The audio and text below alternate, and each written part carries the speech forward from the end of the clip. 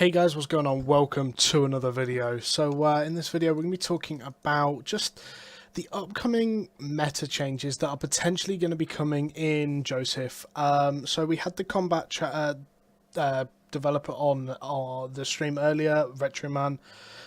Costin and Evoke were talking to him. I'll put the link down below. I was listening in. I was actually trying to pull questions, ask some questions of my own, just to get a direction of where the game's headed in terms of the next meta that we're going to be in.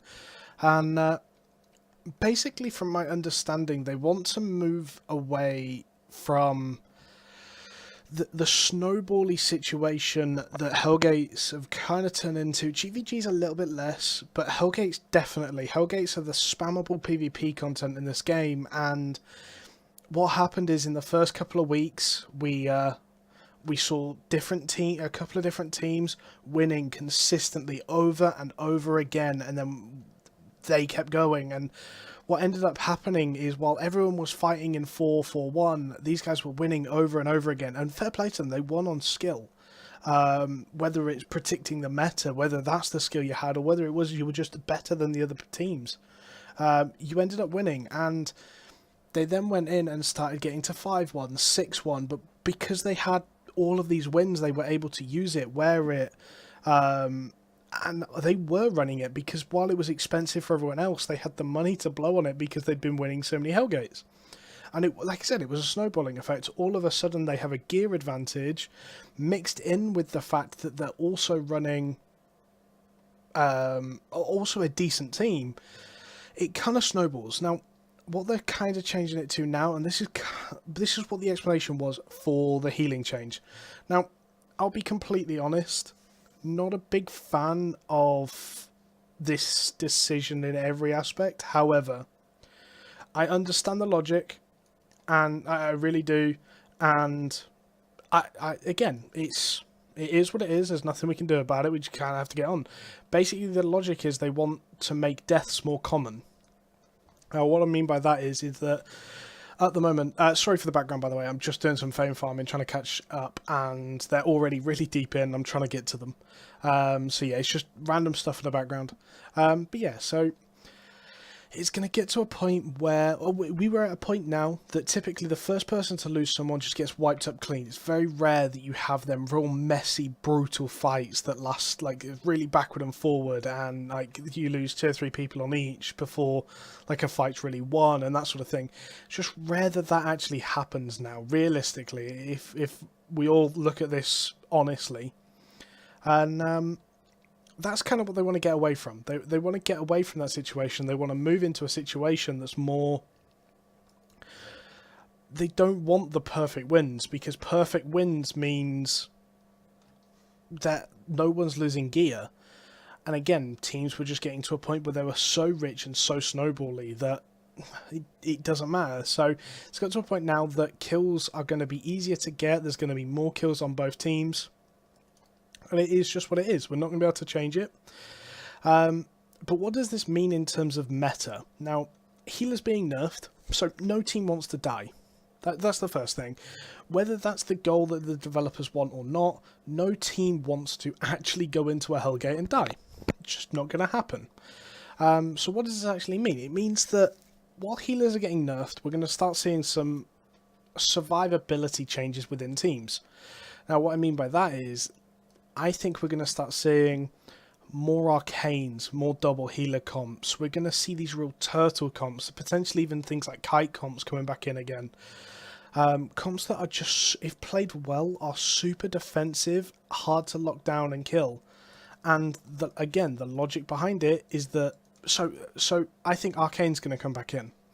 Arcane has had an indirect nerf, and this is exactly the words from Retroman's mouth. It's had an indirect buff, sorry, by healers being nerfed. You nerf survivability in a group, and people will look for ways to improve that survivability again. Arcane can do it. Now, buffing Arcane just means that or bringing Arcane just means that you kind of can't bring a tank. Otherwise you don't have the damage in a group to bring a tank and an Arcane and a healer, otherwise you've got 2 DPS. Now, our healers are going to be weaker. You're not going to be able to run that sort of 2 DPS. It's just not going to be able to happen, really. So you have to sort of weigh up every scenario, and I think it's going to get to a point where double healers or healer arcane is just going to be the absolute meta. In terms of like weapons, now you see, I'm running daggers. The reason I'm running daggers is because I have burst. So if I play well with daggers, with Hunter Jacket, with Assassin Jacket, Hunter Hood, I've got a lot of defenses. I run Gigantify, I run Stew. I've got lots of damage, and if I get it right, I can reduce someone's healing and I can burst someone so hard that realistically I can solo kill someone. If I get it right. And I think this is going to be what we start getting into. It's not going to be so much about cleave. It's going to be more about just murdering people, single target damage. I think broadsword's going to be huge. Clarence still does enough single target as well as the obviously cleave with it that I think Clarence will be super strong.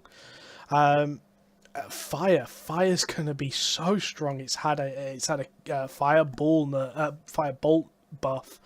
And it's obviously had the utility changed around to give more damage to it. It's got Flame Pillar, which gives that a little bit of cleave as well. I think it's going to get to a point now that it's about that sort of single target damage, more so than the AoE cleave. And I might be wrong there. We may still see the AoE cleave. Obviously, with Hellgates going away from having choke points as well, that whole choke point meta is going to be a little bit different. As well, it's not going to be quite as like Frost dominant. Frost obviously taking a nerf as well. That in terms of that, I think we're going to see different struggles. So going through each role, I'm just going to go through real quick and give sort of a rough tier list. Tanks, or that tank sort of plate role, is, I think Arcane is going to be super up there. It has the ability, so let's have a look. I mean, we've got the Enigmatic, that's the Enigmatic, has that protective beam, does scale with healing power. Sorry, I'm not sure if it scales with healing power or damage power. It doesn't really matter. So a cloth arcane, leather arcane would actually give more shield than a plate arcane. It's pretty insane how much it gives. You then have even the normal arcane gives another peel. The great arcane gives magic resist, which you put that on a healer when they're getting tunneled by like a fire or something, or put it on a frontliner. You can do so much, and I think Arcane's just going to give that group so much utility in the coming patch. I think Heavy Mace, with the changes to Snare Charge being reverted, not completely, it's still going to have a smaller radius, it's just going to be faster to land, which was actually the main issue people had with it. Also gives that silence. You can silence off things like stacks, you can purge off things like stacks, you can peel for your healer, or you can use it aggressively if you get a silence off at the right time. With the amount of single target and very quick damage teams are going to have, they might even be able to just insta-burst people. And I think that might just be where we're going with this. Hammers are good, but hammers play around choke points just too well. In open fights, Hellgates, what most GVGs, you've got Watchtower GVGs, which I think hammers will still shine on, but outside of that, I think hammers are going to fall out a little bit. And I think it's going to be Arcane and Mace coming in for the main sort of things there. In terms of healers are going to be in a really weird spot. Healers have to go into a fight now knowing they cannot keep everyone alive. Like, that's the logic that they have to have. They have to go into a fight knowing they can't keep people alive. And I think the problem this brings in itself is that potentially means that people are just going to stop bringing hell artifacts and things like that to Hellgates. Realistically, it could get to that point. If I know that I'm going to go into a Hellgate and there's a good chance I'm going to die, why would I bring my 6-3 Hellion Hood or whatever? But yeah, in terms of healers, I think Great Holy is probably my favourite right now, with Generous Heal, running either Holy Blessing or with Flash Heal with Enlightenment. So let's look at this one. So you've got Flash Heal with Enlightenment, or Generous Heal with Holy Blessing, or even Sacred Pulse maybe with that Holy Explosions to reset a group. One Hand Holy still can work. You're still going to get the extra mana with the ISE crits. However, it's just not going to be as good now. Outside of that, Nature. In terms of Nature, I think Druidic is the only one really going to be viable, if I'm honest. Great Nature's taken a nerf, really, with the E ability. So I think Druidic is the only one that's really going to be too viable. And yeah, that's just the state that it's going to be in. And in terms of DPS, range DPS, Frost is still 100% viable. Actually, I think they've got the balancing right now with Fire and Frost.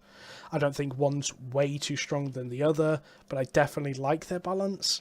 Fire is the damage, sort of small utility. Frost is more utility, but less damage, and that's how it should be. That's the balance it needs.